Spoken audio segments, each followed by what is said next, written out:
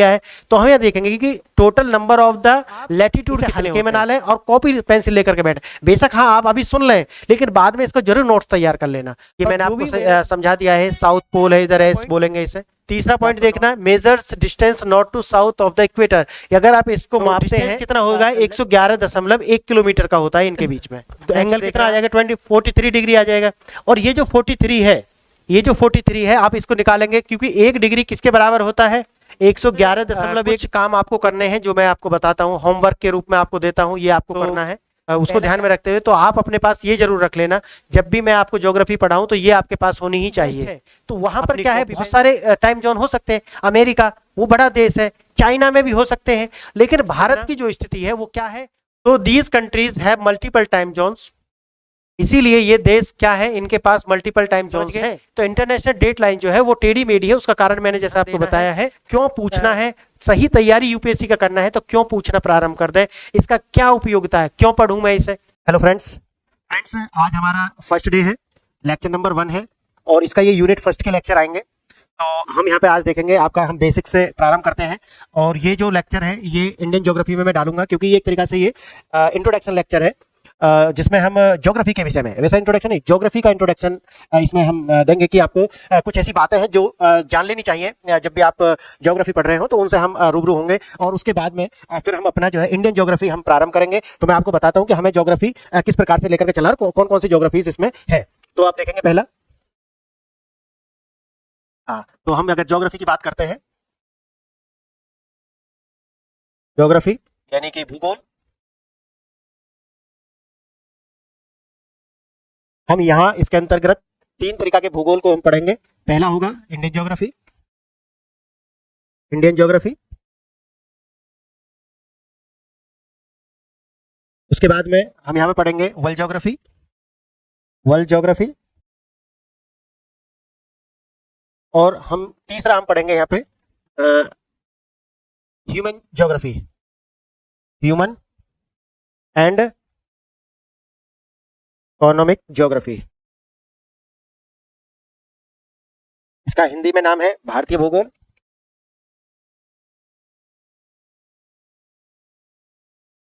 इसका है विश्व भूगोल, भूगोल। और इसका है मानव,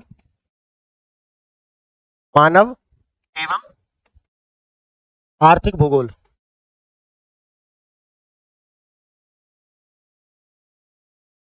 तो ज्योग्राफी को हमने इस तरीका से हम बांट लेंगे। ज्योग्राफी को हम 3 भागों में बांट करके देखेंगे, इंडियन ज्योग्राफी यानी कि भारतीय भूगोल, वर्ल्ड ज्योग्राफी यानी कि विश्व भूगोल, और ह्यूमन एंड इकोनॉमिक ज्योग्राफी यानी कि मानव और आर्थिक भूगोल।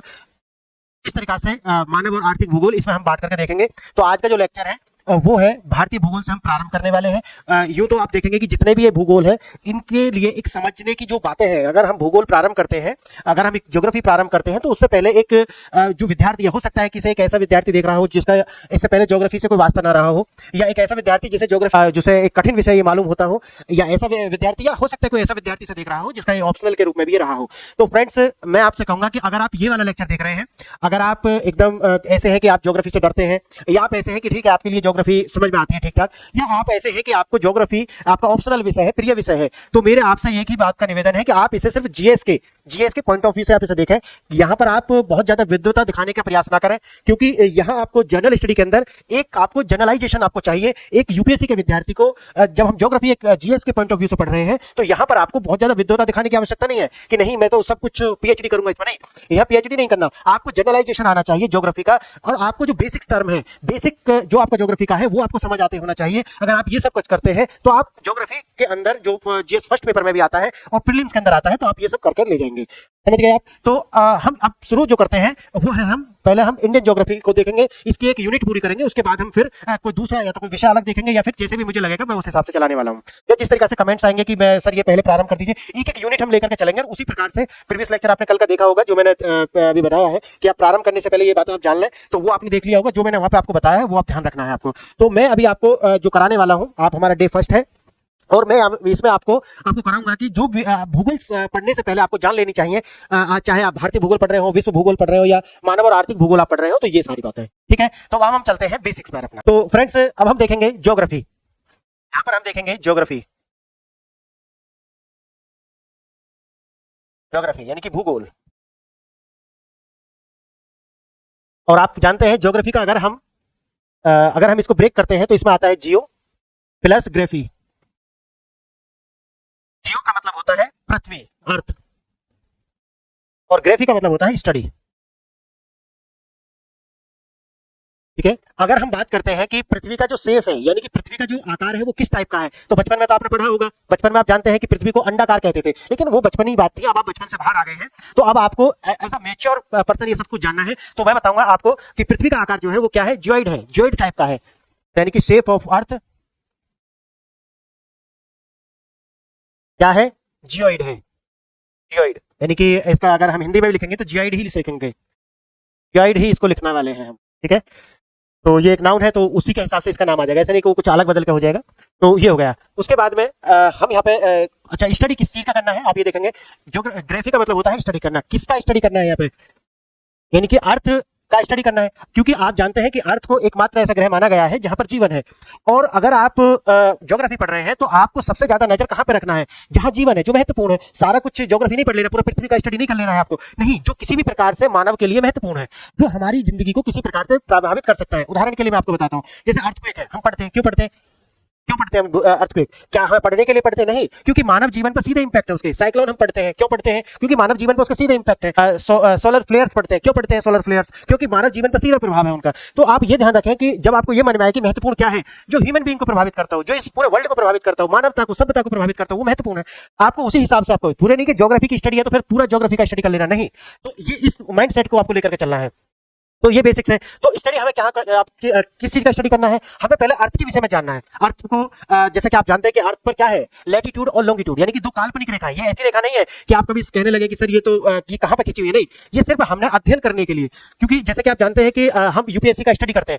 यूपीएससी की स्टडी में क्योंकि सिलेबस बहुत वास्ट है, अगर सिलेबस वास्ट है तो हमें क्या करना है, उसको ब्रेक कर लेना है छोटे छोटे पीस में। और उसी तरीका से अगर हमको अर्थ का अध्ययन करना है तो क्या करना होगा, अर्थ का अध्ययन करना है तो फिर आपको उसको किसी तरीका से छोटे छोटे भागों में डिवाइड कर लेना है, या फिर अपनी सुविधा के लिए किसी प्रकार की काल्पनिक रेखा खींच लेनी है। तो पृथ्वी जब हमारे पास है तो हमारे पास में दो तरीका की काल्पनिक रेखा इस पे खींची गई है, दो प्रकार की काल्पनिक रेखाएं हैं। यानी कि अगर हम देखते हैं तो दो काल्पनिक रेखाएं हैं, यानी कि इमेजिनरी लाइंस हैं, जिनको हम बांट करके देखेंगे। पहला क्या देखेंगे, लैटिट्यूड, लैटिट्यूड, दूसरा क्या देखेंगे, लॉन्गिट्यूड, लॉन्गिट्यूड, यानी कि इनको क्या बोलते हैं, अक्षांश, इसको क्या बोलते हैं, देशांतर, इसको क्या बोलते हैं, देशांतर। अब हमने पृथ्वी के ऊपर दो प्रकार की जो रेखाएं हैं वो हमें काल्पनिक रेखाएं हैं, उनके हम क्यों करते हैं उन्हें, ये आप देखो, अगर आप स्टडी कर रहे हैं ना, सिर्फ प्लेन स्टडी मत कर लेना, आपको हमेशा अपने आप से प्रश्न पूछना है कि मैं आखिर क्यों क्यों खींचा गया है, ये क्यों पैदा करूं अपने आप से, व्हाई। समझ गए ना, अभी तक आप क्या क्या पढ़ते हुए आए, ये क्या है, नहीं, क्यों है। अगर आप यूपीएससी की डिमांड देखेंगे तो आपको व्हाट से हट करके वाई पे आ जाना है। अगर आप कुछ भी पढ़ रहे हैं, इतिहास में भी आप पढ़ रहे हैं, तो क्या आप लगाना सीखे, पूछे कि आखिर ऐसा क्यों है, ऐसा है क्यों, क्या तो आप जान लिया, उसे जानने से आपको फैक्ट मिलेगा, जिससे यूपीएससी में ज्यादा फर्क पड़ने वाला नहीं है, जो मैं बता चुका हूं ऑलरेडी, आप देख लेना उसे। तो आपको वाई पैदा करना अपने अंदर, क्यों है ऐसा, समझिए, क्यों खींचे हम रेखा, खींचने से क्या हो जाएगा। तो उनके साइंटिफिक जवाब आपके पास में होने चाहिए। क्या ये पेपर में आएंगे, नहीं आएंगे, लेकिन हाँ, अगर आप ये सब जवाब जान लेते हैं तो कहीं ना कहीं आपको एक सब्जेक्ट को, एक विषय को समझने में बड़ी मदद मिलने वाली है। तो आप ये ध्यान रखें कि आपको वाई पैदा करना है अपने अंदर, क्या पैदा, क्यों पैदा करना है, क्यों, वाई। समझ गए ना, इत्मीनान, कोई चीज है ना, इत्मीनान से पढ़ना है। ये जो भगदड़ है ना, इससे बाहर निकलो। भगदड़ में फिर क्या है, भीड़ का हिस्सा बन जाओगे, जो कि आपको बनना नहीं है। आईएएस ऑफिसर बनना है, जो देश के जो पूरी 5000 की जो स्ट्रेंथ है वो उसमें आना, क्रीमी लेयर ऊपर में आना, 5000 लोगों में आना। अगर इन लोगों में आना है तो फिर भगदड़ से बाहर निकलो। ये जो 10 मिनट का क्रैश कोर्स, इससे बाहर निकलना पड़ेगा। तो अपने अंदर आपको क्यों पैदा करना पड़ेगा, ऐसा क्यों है। तो अब मैंने जैसे आपको बताया कि लैटिट्यूड और लॉन्गिट्यूड खींचे जाते हैं पृथ्वी के ऊपर, ये काल्पनिक रेखाएं हैं। तो है क्यों, क्योंकि एक तो स्टडी करना है अर्थ का, स्टडी क्या करना है, समय का स्टडी करना है, लोकेशंस का स्टडी करना है। तो अगर आप समय की स्टडी करना चाहते हैं तो आपको क्या चाहिए, आपको लॉन्गिट्यूड चाहिए। तो लॉन्गिट्यूड अगर आपको चाहिए तो किसका स्टडी कर रहे हैं आप, समय, समय को टाइम का स्टडी आप करना चाहते हैं, किसका आवश्यकता पड़ेगा, समय का आवश्यकता पड़ेगा, यानी कि लॉन्गिट्यूड का आवश्यकता। लेकिन अगर आप लोकेशन चाहते हैं, अगर आप किसी देश का लोकेशन चाहते हैं तो आपको किसका आवश्यकता पड़ेगा, आपको अक्षांश का, यानी कि लैटिट्यूड का, यानी कि किसका, लोकेशन, यानी कि स्थिति। अगर आपको लोकेशन जानना है तो आपको किसका जरूरत पड़ेगा, लैटिट्यूड का। तो अब आप समझिए, तो आपको ये क्यों खींचना है, क्योंकि हमें देशों की लोकेशन जानना है, कौन सा देश कहां पर है ये हमें जानना है। हमें उनके बीच में देखना है कि टाइम किस तरीका से गैप है, कौन सा देश में अभी, जैसे आपको जानते हैं कि अपने यहाँ का जो टाइम है वो क्या है, 5:30 बिफोर है ना, यानी कि 5.5 घंटे आगे है। किससे आगे है? वेस्ट से आगे है। अब इसका मतलब क्या हुआ, अगर आप वेस्ट की साइड चलते हैं तो आपका टाइम घटता चला जाएगा। इसका मतलब यही है। जैसे जैसे आप जैसे आपका देखेंगे कि पाकिस्तान है तो वो हमारे किधर है? वेस्ट है, ईस्ट में, वेस्ट में है। तो वेस्ट की आप जाएंगे तो पाकिस्तान का जो टाइम है, जो उनका टाइम है, तो वो क्या है? हमसे कम हो जाएगा, हमसे कम हो जाएगा। तो अब आगे मैं बताऊंगा कि किस तरह कम हो जाएगा, ये किस तरह से निकालते हैं। तो आपको मैंने बता दिया कि क्यों है ये काल्पनिक रेखा, क्यों खींची गई है, क्योंकि हमें उन देशों की लोकेशन जाननी है, उनका समय जानना है, और ये तो जानने के लिए हमें इनका आवश्यकता पड़ेगी। समझ गए आप? आगे देखते हैं। ये क्या है? ये वाला, ये जो खींची गई है, ये वाला जो है, ये क्या है? ये है आपके देशांतर। कौन से? ये वाला, जो ये इस तरीका से जो आ रहा है, ये वाला, ये क्या है? ये है देशांतर। इसी प्रकार से यहाँ पर क्या है? ये पॉइंट है, ठीक है। इसके बाद में ये भी क्या है? एक देशांतर। और ये क्या है? ये वाला, मैं दूसरा पेन ले लेता हूँ। ये क्या है? ये वाले क्या है? इन्हें हम बोलते हैं अक्षांश। इन्हें क्या बोलते हैं? अक्षांश, लैटिट्यूड।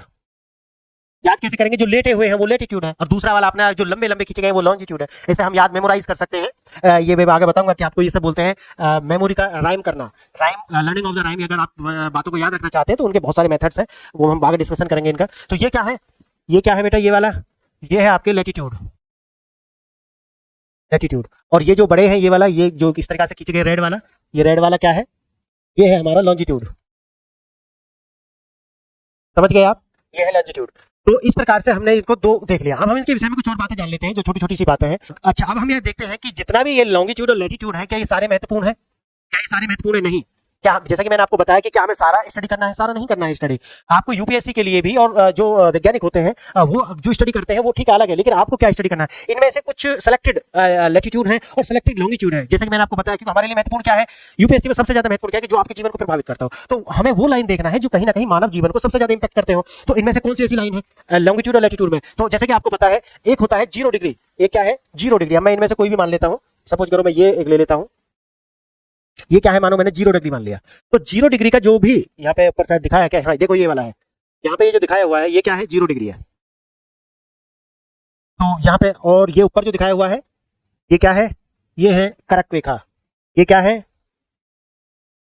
ये क्या है? मध्य रेखा। क्या बोलते हैं इसे? भूमध्य रेखा। ठीक है। और ये महत्वपूर्ण है। इसके ऊपर जो मैं यहाँ पे आपको बता देता हूँ, 0 डिग्री। उसके बाद में क्या है? 23.5 डिग्री। ये है, एक है 66.5 डिग्री, और एक है ऊपर आपका ये आप देख लेना, ये है आपका 90 डिग्री। ये क्या है आपका? 90 डिग्री। तो इस प्रकार से, यानी कि इसी तरीके से क्या है? नॉर्थ में है, ये नॉर्थ है, ये भी नॉर्थ है। यहाँ पे आप देखेंगे तो ये साउथ हो जाएगा 23.5 डिग्री। इसी प्रकार से यहाँ पे देखेंगे 66.5 डिग्री, और इसी प्रकार से इधर आप देखेंगे यहाँ पे 90 डिग्री। ठीक है। तो ये हमने देख लिया कि आपको कौन कौन सा स्टडी करना है। यहाँ पे आपको 0 डिग्री स्टडी करना है। अब इसके ऊपर बहुत सारे प्रश्न हो सकते हैं कि 0 डिग्री जो है किन किन देशों से होकर गुजरती है। इससे प्रश्न बनते हैं।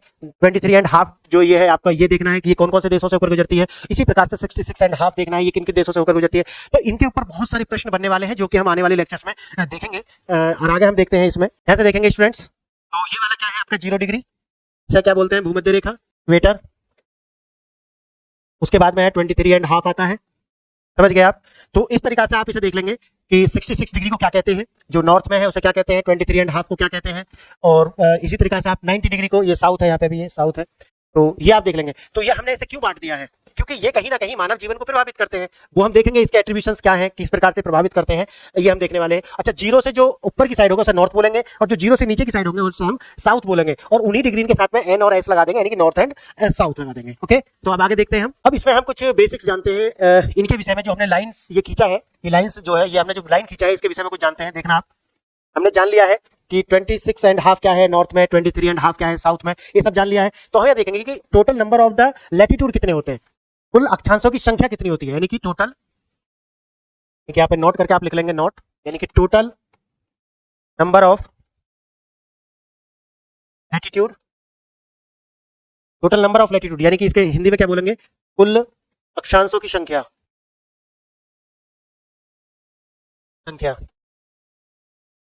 तो टोटल अक्षांश कितने हैं, अक्षांश समझ रहे हैं, लैटिट्यूड टोटल कितना है, लैटिट्यूड ये कितना है 181 संख्या, किसकी, अक्षांशों की संख्या पूछ रहा है, ध्यान रखना इस बात को, मैं डिफरेंस बताऊंगा इसमें आगे क्या है। दूसरा क्या है 181 है ये वाला, दूसरा क्या है total number of the circle कितने बनेंगे। आपको पता है कि ये जो लैटिट्यूड होते हैं वो कैसे होते हैं, सर्कुलर टाइप के होते हैं, यानी कि वृत्त आकार होते हैं। तो टोटल नंबर ऑफ सर्कल कितना है, ये है 181 माइनस के 2, 181 माइनस के 2 यानी कि टोटल कितना हो गया 179। ये 2 माइनस के कहां से हो गया, क्या है आपके दिमाग में, ये 2 कहां से हो गया? आपने देखा होगा जो नॉर्थ 90 जो है वो क्या है, एक पॉइंट है, और जो साउथ में देखेंगे वहां पे भी 90 क्या है, एक पॉइंट है। तो वो दोनों पॉइंट वो सर्कल नहीं है, वो एकदम पॉइंट है, पॉइंट सर्कल नहीं है। तो वो दोनों की जो संख्या है वो हमने हटा दिया है ऐसे। आप बात समझ रहे हैं ना? ये देखो टोटल नंबर ऑफ अक्षांश कितना है, वो 181 है, लेकिन total number of the circle कितना है कि वो दो 90 90 का है, वो तो सर्कल होते नहीं है, इसलिए उन दोनों की संख्या यहाँ से हमने हटा दी है। और इस प्रकार से टोटल जो नंबर है वो सर्कल का वो कितना है 179। इसका हिंदी में क्या लिखेंगे, total number of the circle यानी कि कुल वृत्तों की संख्या, इसको हम हिंदी में लिखेंगे कुल वृत्तों की संख्या।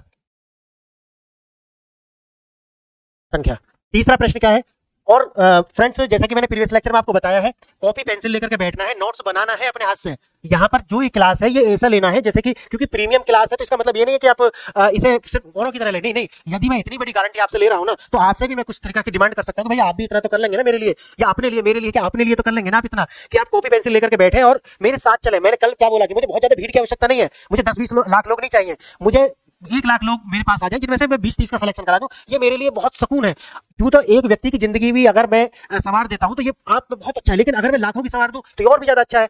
तो इस प्रकार से आप अपने लिए, अगर आप इस लेक्चर को देखें तो कॉपी पेंसिल लेकर के बैठे और मेरे साथ नोट्स बनाते हुए चले। मुझे जल्दीबाजी नहीं है, मैंने जो आपसे प्रॉमिस किया 360 डेज में मैं वो करा दूंगा, लेकिन आपसे भी इतनी उम्मीद तो कर सकता हूं ना कि जब मैं इतनी बड़ी जिम्मेवारी लेकर के चला हूं तो आप भी इतना करें कि जो मैंने आपसे बोला है कि जो प्रीमियम है वो आप फील करेंगे जब आप इसका 1-2 यूनिट खत्म हो जाएंगी, तब आप देखेंगे कि हाँ यार ये बहुत बेहतरीन है, उनसे बेहतरीन है, या उनके जैसा तो है कम से कम जो 1-2 लाख लेकर के कोचिंग करा रहे हैं। तो आप इसे हल्के में ना लें और कॉपी पेंसिल लेकर के बैठे। बेशक हाँ आप अभी सुन लें, लेकिन बाद में इसका जरूर नोट्स तैयार कर लेना, और जो भी मेरे मिनिमम मुझसे होगा मैं वो आपको प्रोवाइड करा दूंगा। टेलीग्राम ग्रुप है, इसका आपको लिंक देगा होगा डिस्क्रिप्शन में, वहां से जाकर के ज्वाइन कर लेना। वेबसाइट भी, उसका भी लिंक मैंने नीचे दिया हुआ है, और जो ऐप है उसका भी लिंक नीचे दिया हुआ है, तो आप किसी भी लिंक पर जाकर क्लिक करेंगे तो आप पहुंच जाएंगे वहां पर। ओके, तो अब देखते हैं तीसरा प्रश्न क्या बन सकता है। यहाँ से जो प्रश्न बन सकता है, जो बेसिक्स आपको जानने चाहिए, तीसरा प्रश्न क्या है कि total number of the latitude, यानी कि टोटल नंबर लैटिट्यूड लाइंस, यानी कि अक्षांशीय रेखा, यानी कि कुल अक्षांशीय रेखा कितनी है, कुल अक्षांशीय रेखा कितनी है। ठीक है, कितना है 181 माइनस के 2, यानी कि ये भी कितना है 179, ये भी कितना है 179। समझ गए आप? ये टोटल नंबर ऑफ जो लैटिट्यूड लाइन है वो कितना है, जैसा कि जो मैंने भी आपको बताया सेम वही यहाँ पे लगाना है।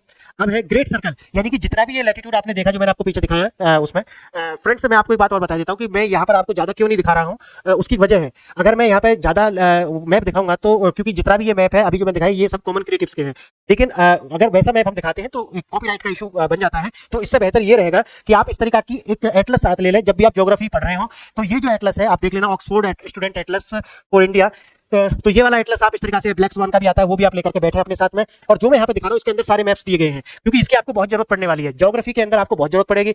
यूं तो मैं आपको एक ऑनलाइन नोट्स मैप भी बता दूंगा कि उससे आप कैसे प्रैक्टिस कर सकते हैं, लेकिन अभी फिलहाल आप ये वाला लेकर के चले, और जब मैं आपको पढ़ा रहा हूँ तो आप इसमें देखते रहे कि लैटिट्यूड और लॉन्गिट्यूड किस तरीके से है। ठीक है, ये नहीं कि आप सिर्फ मजे के लिए सुन रहे हैं, सीरियस होकर के आप ये सारा करना है आपको। तो मैं बस आपको इसके विषय में बताने वाला हूँ कि जो मैप है आप एटलस किस प्रकार से देख सकते हैं। 2 तरीका के इसके अंदर मैप होते हैं, फिजिकल और एक पॉलिटिकल मैप होते हैं। अगर आपको कोई देश की राजधानी वगैरह आपको देखना है, देश का नाम देखना है, तो आपको पॉलिटिकल मैप में आपको मिल जाएगा। अगर उसी देश की आपको नदी और ये सब समुद्र ये सब कुछ देखना है तो आपको फिर फिजिकल मैप में जाना पड़ेगा। ठीक है, तो ये आप देख लेना, उस देश की लोकेशंस वगैरह देखनी है तो भी आपको इसका फिजिकल मैप है वही देखना पड़ेगा। तो हम बात कर रहे थे कि तीसरा जो प्रश्न है वो क्या बन सकता है, ये एग्जाम में भी प्रश्न आते हैं, तो ये आप देख करके चलो। सबसे बड़ी चीज है समझें, कंसेप्ट समझे आप इसका। तो जो मैंने आपको अभी दिखाया, तो जो लैटिट्यूड मैंने आपको अभी दिखाया है, तो जिसे आप 0 डिग्री बोल रहे थे वो क्या है, उसे बोलते हैं ग्रेट सर्कल। आपने देखा कि जैसे वो ऊपर की ओर जाते रहते हैं, देखना इसमें जैसे जैसे वो ऊपर की ओर जा रहे हैं कि ये वृत्त छोटे होते जा रहे हैं। यहाँ पर जो 0 वाला था वो उसका जो आकार था वो क्या था, ज्यादा है, देखना ये वाला। लेकिन जैसे वो ऊपर जा रहे हैं देखना यहाँ पर कितना छोटा हो गया। तो यहाँ पूछा कि ग्रेट सर्कल कौन सा है, तो जो 0 डिग्री है वही क्या है, इसमें ग्रेट सर्कल है। तो यहाँ पे आप देखेंगे तो जो 0 डिग्री है आप इसमें लिख देंगे, यहाँ पे फोर्थ में क्या है, जैसे आपसे पूछता है ग्रेट सर्कल वो कितना है, कौन सा है, यानी कि वृत्त इसमें कौन सा है 0 डिग्री, यानी कि इसे क्या बोलते हैं, भूमध्य रेखा। तो जो भूमध्य रेखा पर है वो क्या है, ग्रेट सर्कल है। समझ गए आप ये वाली बात? ये मैंने आपको समझा दिया है। साउथ पोल है इधर एस बोलेंगे इसे, आपको नॉर्थ पोल है इसे एन बोलेंगे। ये डिग्री है ना, यहाँ 0 डिग्री है, इस तरीके से बढ़ता हुआ जा रहा है। इसी प्रकार से आप इसे देख सकते हैं, ये भूमध्य रेखा तरीका से देखना आप ये वाला। Latitude, longitude and location. Latitude क्या है, लैटिट्यूड इनको हम क्या कहते हैं, पैरेलल्स भी कहते हैं। लैटिट्यूड को हम क्या कह सकते हैं, पैरेलल्स, क्योंकि आप देखे होंगे ये पैरेलल्स है एक दूसरे के। देखना ये क्या है, लैटिट्यूड क्या है बेटा, देखना ये वाला इक्वेटर हो गया जैसे मैंने आपको बताया। तो लैटिट्यूड क्या है, एक दूसरे के पैरेलल है। ये भी पैरेलल है, एक देखना ये वाला इसके पैरेलल है, ये वाला भी पैरेलल है, ये एक दूसरे के पैरेलल है। तो जो लेटीट्यूड होते हैं वो एक दूसरे के समानांतर होते हैं। पैरेलल का मतलब समानांतर है। अर्थ पैरेलल टू इक्वेटर, यानी कि ये कैसे होते हैं, वृत्ताकार होते हैं, पूरे वृत्त होते हैं ये, जो कि मैं आपको अभी लॉन्गिट्यूड बताऊंगा वो क्या है, वो अर्धवृत्त है, सेमी सर्कल यानी कि अर्धवृत्त है वो। और यहाँ पर दूसरा हो गया पॉइंट, तीसरा पॉइंट देखना, measures distance north to south of the equator. अगर आप इसको मापते हैं लेटीट्यूड को, तो मेजर द डिस्टेंस नॉर्थ और साउथ ऑफ द इक्वेटर। तीसरा देखना, go for the 0 to 90 degree to north and south. यहाँ से ये नॉर्थ है, इस तरीका से जाएगा तो 0 से 90 जाएगा, जैसे मैंने 0 और यहाँ पे आपको बताया था 90 है, तो 0 से 90 जाएगा, ये हो गया नॉर्थ में। इसी प्रकार से 0 से 90 जाएगा तो ये हो जाएगा आपका 90 साउथ में। बोलो, डिस्टेंस इसका मापते हैं नॉर्थ टू साउथ इक्वेटर, यानी कि इसके बीच का डिस्टेंस, फिर इस तरीका से इसका डिस्टेंस को जैसे कि मैं आपको बता रहा हूं कि इनके बीच का डिस्टेंस मापते कैसे हैं। डिस्टेंस बिटवीन टू लैटिट्यूड कितना होता है, 1 डिग्री होता है। कितना होता है, 1 डिग्री, यानी कि दो डिस्टेंस जो उसके बीच का है, उसके बीच में कितने का एंगल बनता है, 1 डिग्री का एंगल बनता है। मैं आपको ये बता देता हूँ यहाँ पर, यानी कि फोर्थ क्या है, फिफ्थ क्या है यहाँ पे पॉइंट, दो उनके बीच का कितना डिस्टेंस होता है, 1 डिग्री का है। दोनों के बीच डिस्टेंस है डिफरेंस, तो जो डिफरेंस है वो डिस्टेंस है दोनों के बीच की, वो कितना है, 1 डिग्री का होगा दोनों के बीच में। और 1 डिग्री किसके बराबर होती है, 111.2 किलोमीटर के बराबर होती है। 1 डिग्री यानी कि 1 डिग्री है, लेकिन ये 1 डिग्री जो होता है वो किसके बराबर होता है, 111.1 किलोमीटर, ये पूछा जाता है। बोलो, तो डिस्टेंस कितना होगा, 111.1 किलोमीटर का होता है इनके बीच में। नेक्स्ट देखना आप, यहाँ से ये मैंने आपको बता दिया। नेक्स्ट यहाँ से प्रश्न आते हैं कुछ, इसी से जो मैंने आपको बताया है कि जो डिस्टेंस होती है जो दो लैटिट्यूड के बीच, वो कितना होता है डिग्री में हम देखते हैं, तो 1 डिग्री, और वो 1 डिग्री किसके बराबर होगा, 111.1 किलोमीटर के। लेकिन इससे प्रश्न आते हैं, प्रश्न आपसे इस तरह से पूछ सकता है कि मानो 2 कंट्री आपको दिए गए हैं और उनके बीच में आपको क्या दे देगा, उनके बीच में आपको दे देगा कि भाई 77 डिग्री का जो है डिफरेंस है, डिस्टेंस है, तो बताइए उनके बीच में कुल जो है वो कितनी दूरी होगी, कितनी दूरी होगी, ये आपसे पूछ सकता है। जैसे उदाहरण के लिए मैं एग्जाम्पल आपको बता देता हूँ यहाँ पर, वो कहेगा कि माना 2 कंट्री है, एक यहाँ पे है, एक यहाँ है, ठीक है। तो यहाँ पर आपको 0 डिग्री है सपोज करते हैं, और यहाँ पे 23.5 डिग्री है, और यहाँ पे, तो वो कह रहा है कि अब बताइए मुझे कि इनके बीच का दूरी, अब आप बताइए मुझे 1 किलोमीटर में कितना है, 1 डिग्री में कितना है, 111.1 किलोमीटर है।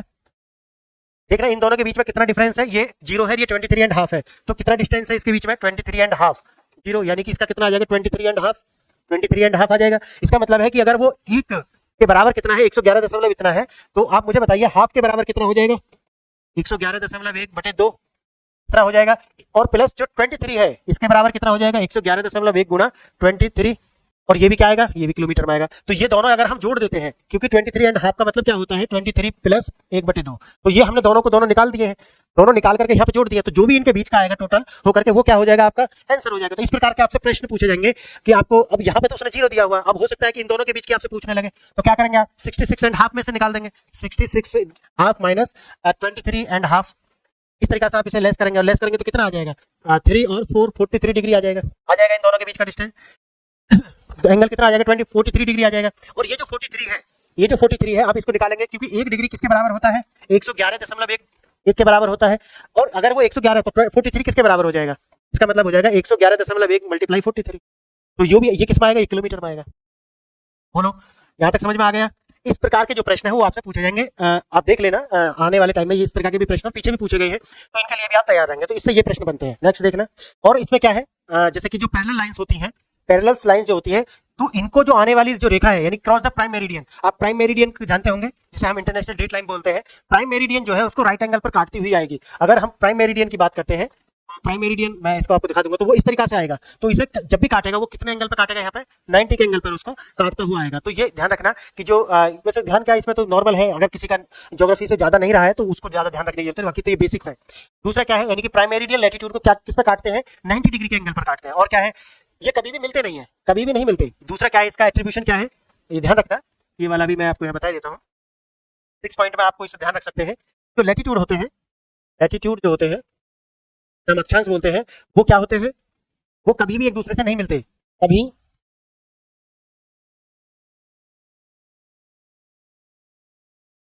नहीं मिलते।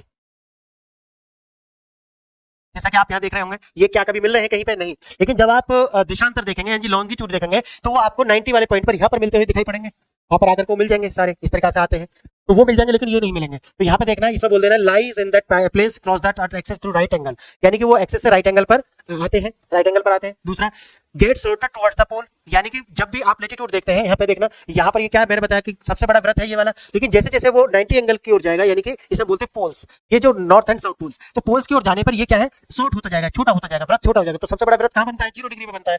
उसी प्रकार से जब आप नॉर्थ की ओर जाएंगे या साउथ की ओर जाएंगे, पोल्स की ओर जाएंगे, तो वो छोटा होता हुआ चला जाएगा। एक ये बात इसमें ध्यान रखनी है, आप नोट भी कर सकते हैं जो मैं आपको बोल रहा हूँ। मैं जैसे आपको पहले ही बोल देता हूँ, ये क्या है, एक दूसरे के समानांतर है, इंग्लिश वाले भी लिख लेंगे, are known as the parallels. दूसरा लिखना, run as east to west direction, यानी कि ये पूरब से दक्षिण की ओर खींची जाती है। लैटिट्यूड जो होते हैं वो, यानी कि जो अक्षांश है वो पूरब से पश्चिम की ओर इनको ड्रॉ करा जाता है। Next, major distance north south of the equator, यानी कि इनका जो अभी जैसे मैंने बताया, जो मेजर करते हैं डिस्टेंस को, वो नॉर्थ टू साउथ करते हैं, साउथ टू नॉर्थ, या इस तरीके से उनके बीच में। तीसरा लिखना, ये जो है एक दूसरे से कभी नहीं मिलते, यानी कि एक दूसरे पर आकर के कभी भी ये टच नहीं होते, लैटिट्यूड। और लिखना एक इसकी विशेषता क्या है, ये एट्रीब्यूशन में लिखवा रहा हूँ, ये हमेशा अर्थ के एक्सिस से राइट एंगल पर जाते हैं, यानी कि राइट एंगल बनाते हैं, जैसे कि मैंने पीछे भी दिखाया आपको। और लिखना इसका, नेक्स्ट लिखना, ये ध्रुवों की ओर जाते हुए छोटे होते जाते हैं। जैसे मैंने आपको बताया कि जो सबसे बड़ा वृत्त है वो 0 पे बनता है, और जैसे आप पोल्स की ओर जाएंगे वैसे ही क्या है, छोटे होते चले जाएंगे। नेक्स्ट लिखना आप, equator is the great circle, तो आपको बता दिया। तो सबसे जो बड़ा वृत्त है वो कहाँ पे बनेगा, भूमध्य रेखा पर बनता है, सबसे बड़ा वृत्त भूमध्य रेखा पर बनता है। फ्रेंड्स, कुछ काम आपको करने हैं जो मैं आपको बताता हूँ, होमवर्क के रूप में आपको देता हूँ, ये आपको करना है। पहला क्या करना है, आपको क्या करना है, मैं आपको यहाँ लिखाई देता हूँ होमवर्क में, ये आप करके देखना एक बार। आपको होमवर्क में क्या करना है, आपको पहले ये जानना है इक्वेटर पासेस, यानी कि किन किन देशों से वो पास होता है, कौन कौन से कॉन्टिनेंट से वो पास होता है, ये सारा देखना है पहले आपको। यानी कि देश से भी देखना है, देश से भी देखना है, और क्या देखना है, सेकंड देखना है आपको, tropic of Cancer passes, tropic of Cancer passes, tropic of Cancer कहाँ कहाँ से निकल के जाता है, कौन कौन से देशों से होकर ये जाता है। Next, tropic of Capricorn passes. Next देखना, आर्कटिक सर्कल, ठीक है, ये कौन कौन से देशों के अंदर से है, ये देख लेना। और देख लेना अंटार्कटिका, अंटार्कटिका सर्कल पासेस। इस तरीके से आपको थोड़ा सा होमवर्क कर लेना है, इसे गूगल करके किसी भी तरीके से आप पढ़ना, मैं तो इसे कराऊंगा ही आपको सारा, लेकिन आपके लिए भी मैं कुछ देता हूँ कि आप भी थोड़ा सा काम करें मेरे साथ में। अब आते हैं नेक्स्ट पर, अब आते हैं देशांतर पर, यानी कि देशांतर, देशांतर। अभी तक जो हमने पढ़ा है वो सारा क्या पढ़ा था, लैटिट्यूड। जो हमने अभी पढ़ा है वो सारा क्या पढ़ा था, लैटिट्यूड पढ़े थे, और अब हम क्या पढ़ रहे हैं, लॉन्गिट्यूड पढ़ रहे हैं। ठीक है, ये सेकंड पॉइंट है हमारा। तो यहाँ पर हम देखेंगे ये क्या होते हैं, देखना ये वाले जो है ये इस तरीके से यहाँ पे देख लेंगे। ये जो रेखा आपको दिख रही है, ये वाला जो रेखा आपको दिख रही है, ये इस टाइप से, इसी प्रकार से यहाँ पे ये आपको यहाँ कुछ जान पड़ रहा है, लग रहा है ना ये कि ये अर्धवृत्त के टाइप से है, आधे इधर से बना है, आधा इधर से बना है। ठीक है, तो यहाँ पे क्या है, ये अर्धवृत्त के टाइप है। Lines of latitude measures northern and south, यानी कि इसको मेजर करते हैं नॉर्थ टू साउथ से। दूसरा है, इनको ये कॉल्ड द पैरेलल्स, इनको भी हम पैरेलल्स कहते हैं एक दूसरे के। Lines are equal to distance from the each other, और बराबर दूरी पर ये होती है। ये दो तीन बातें हमें यहाँ पे याद रखना है। और देखना टोटल एंगल कितना बनता है, 360। अब जानते होंगे तो वृत्त का कितना बनता है, 360 बनता है। 1 डिग्री, 1 डिग्री किसके बराबर होता है, ये क्या होते हैं। दूसरा देखेंगे, ये अर्धवृत्ताकार होते हैं, अर्धवृत्ताकार होते हैं। तीसरा देखेंगे आप इसमें, मिनिमम डिस्टेंस कितना होता है, minimum distance between two longitude, minimum कितना होता है, 0 0 होता है। किलोमीटर कहां पर होता है, ये एट पोल्स। मिनिमम डिस्टेंस कितना होता है दो के बीच में, वो होता है 0 किलोमीटर। कहां पे होता है, ये पोल्स के ऊपर, यानी ऊपर वाले, यहाँ मैं आपको दिखा रहा हूँ, यहाँ पे ये सबसे मिनिमम डिस्टेंस यहाँ पे होता है इसका, दो लाइंस के बीच में। ठीक है, आगे देखना, जो प्राइम मेरिडियन है, यानी कि जो प्राइम मेरिडियन है, प्राइम मेरिडियन, हिंदी में भी प्राइम ही बोलेंगे, प्राइम मेरिडियन कहाँ से जाती है, वो 0 डिग्री से, 0 डिग्री देशांतर से जाती है। देखना, और क्या बोलते हैं, ग्रीनविच मेरिडियन,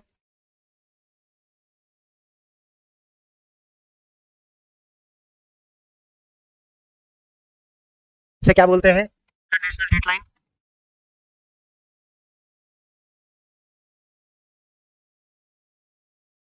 आप इसके विषय में लिखना।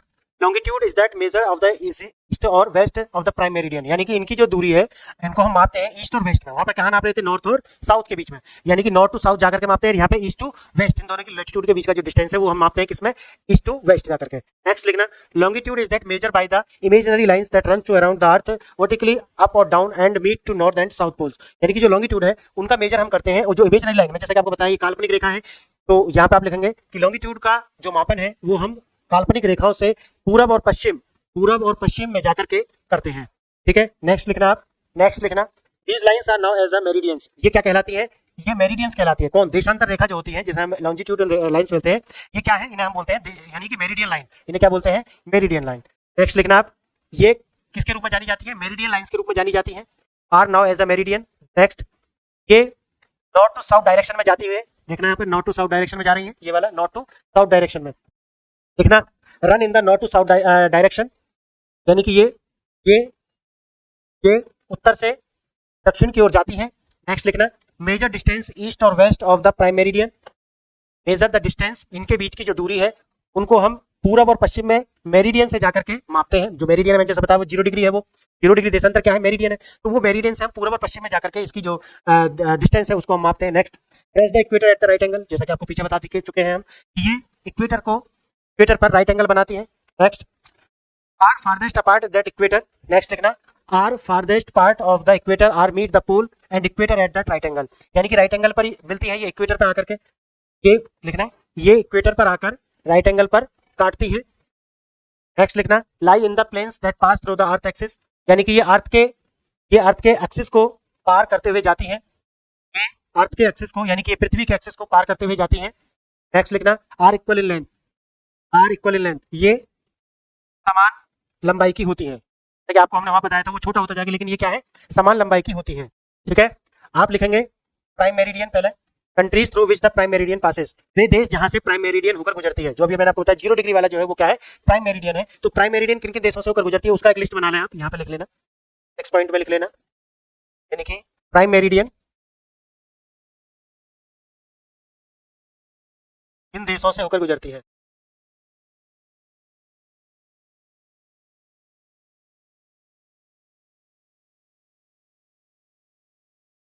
देखना कौन कौन से देशों से होकर गुजरती है, पहला है यूके, दूसरा है फ्रांस,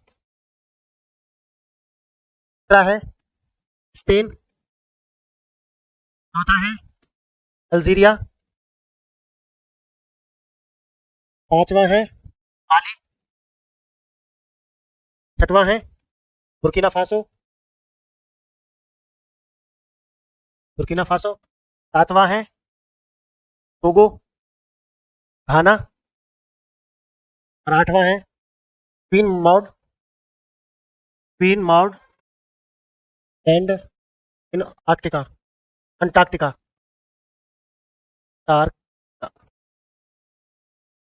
ये है वो देश और आइलैंड जिनसे होकर के ये गुजरती है।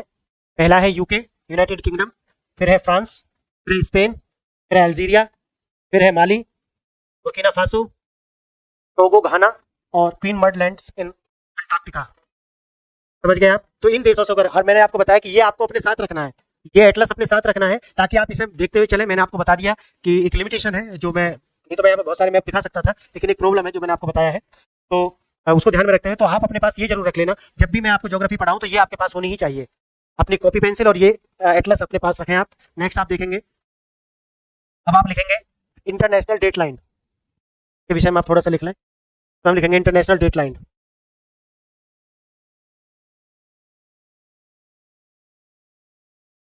यानी कि अंतर्राष्ट्रीय तिथि रेखा, अंतर्राष्ट्रीय तिथि रेखा, इसका एक बार हम पढ़ लेंगे इसके बारे में। इंटरनेशनल डेट लाइन लिखना आप, international date line is an imaginary line, अंतर्राष्ट्रीय तिथि रेखा एक काल्पनिक रेखा है। International date line is an imaginary line, international यानी अंतर्राष्ट्रीय रेखा एक काल्पनिक रेखा है, running from the north pole to south pole, running from the north pole to south pole, यह उत्तरी ध्रुव से दक्षिणी ध्रुव की ओर जाती है, यह उत्तरी ध्रुव से दक्षिणी ध्रुव की ओर जाती है। corresponding its length to the 180th meridian on the surface of the earth, corresponding the length of 180th meridian on the surface of the earth। यह पृथ्वी की सतह पर 180वीं मध्याह्न रेखा तक इसकी लंबाई है। देखना, इसकी पृथ्वी की सतह पर 180वीं मध्याह्न रेखा तक लंबाई है। इसमें लिख लेंगे, इसको इंग्लिश में लिखेंगे, corresponding its length to the 180th meridian on the surface of the earth। Next लिखेंगे, it demarcates two consecutive calendar days। यह कैलेंडर के दो लगातार तिथियों को प्रदर्शित करती है। यह कैलेंडर के दो लगातार तिथियों को प्रदर्शित करती है। resulting in the eastern side of the line ahead by 1 day and western side of the line behind the 1 day। यानी कि जब आप पूर्व की ओर आएंगे तब आपको 1 डे का लाभ हो जाएगा, अगर आप वेस्ट की ओर जाएंगे तो आपको 1 डे का लॉस हो जाएगा। आप समझ गए? सपोज करें आप इसका 10 डिग्री पे आप खड़े हुए हैं, समझ गए? आपको लॉन्गिट्यूड का 0 डिग्री पे आप खड़े हुए हैं इंटरनेट, अगर आप उससे इधर की ओर जाते हैं, वेस्ट की ओर जाते हैं, तो आप अगर आप यहाँ संडे है इधर, तो आप उधर जाने पे क्या हो जाएंगे, 1 दिन का लॉस्ट कर जाएंगे। लॉस्ट करके आप क्या पहुंचेंगे, सैटरडे में पहुंचेंगे। अगर आप इधर क्या आ जाते हैं तो इधर क्या आ जाएंगे, मंडे में आ जाएंगे। समझ रहे ना? मेरी बात समझे आप, कि आप ईस्ट की ओर प्रस्थान करते हैं तो आपको 1 डे का लाभ हो जाएगा, अगर आप वेस्ट की ओर जाते हैं तो आपको 1 डे का लॉस हो जाएगा। और ये महत्वपूर्ण क्यों है? नेविगेशन में ये महत्वपूर्ण है, इसलिए आप इसका हिंदी में लिख लेंगे। आपने यहाँ तक लिखा होगा, resulting the eastern side of the line ahead by 1 day and the western side behind the 1 day. अगर आप पश्चिम की ओर जाते हैं तो एक दिन का कमी होता है, अगर आप पूर्व की ओर आते हैं तो 1 दिन का बढ़ोतरी होता है। समझ गए आप? ये वाली बात है, ये बात समझ गए आप? अब हम देखेंगे स्टैंडर्ड टाइम्स। ये इंटरनेशनल डेट लाइन हमने देख लिया 0 डिग्री, मैंने जैसा आपको बता दिया है। यहां से ईस्ट में जाने पर आपको 1 दिन का लाभ, वेस्ट में जाने पर आपको 1 दिन का हानि होता है। अब हम देखेंगे स्टैंडर्ड 8वां स्टैंडर्ड टाइम। स्टैंडर्ड टाइम मानक समय, इसका हिंदी में क्या बोलते हैं? मानक समय।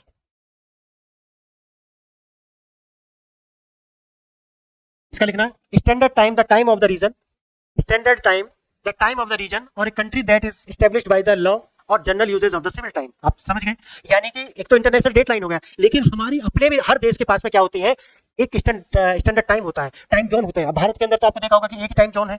बार बार मांग उठती है कि हम जो है नॉर्थ ईस्ट के लिए एक अलग टाइम जोन कर दें। इसी तरीके से, क्योंकि ये टाइम जोन जो होगा आपका ईस्ट टू वेस्ट है, तो आप समझ गए होंगे, नॉर्थ साउथ का तो इसमें कोई लेन देन है नहीं। तो ऐसे देश जिनका विस्तार नॉर्थ टू साउथ है, यानी कि जैसे कि आप देखेंगे रसिया, यानी कि रूस एक ऐसा देश है जिसका विस्तार क्या है, यानी कि ईस्ट टू वेस्ट है, तो वहां पर क्या है, बहुत सारे टाइम जोन हो सकते हैं। अमेरिका वो बड़ा देश है, चाइना में भी हो सकते हैं, लेकिन भारत की जो स्थिति है वो क्या है, वो नॉर्थ टू साउथ ज्यादा है, उसका जो ईस्ट टू वेस्ट विस्तार है वो इतना नहीं है कि हम 2 से 4 टाइम जोन बनाएं।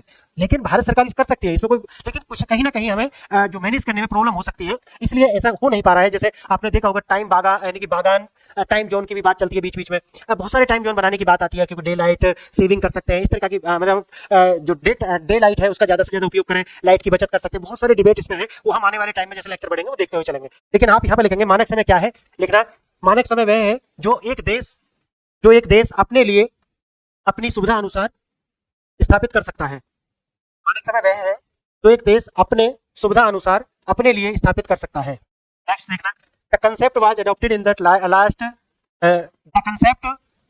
इन द लेट 19th सेंचुरी। इस सिद्धांत को 19वीं शताब्दी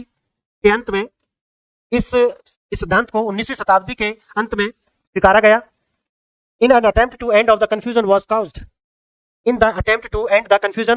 that was caused by each country's use its own solar time।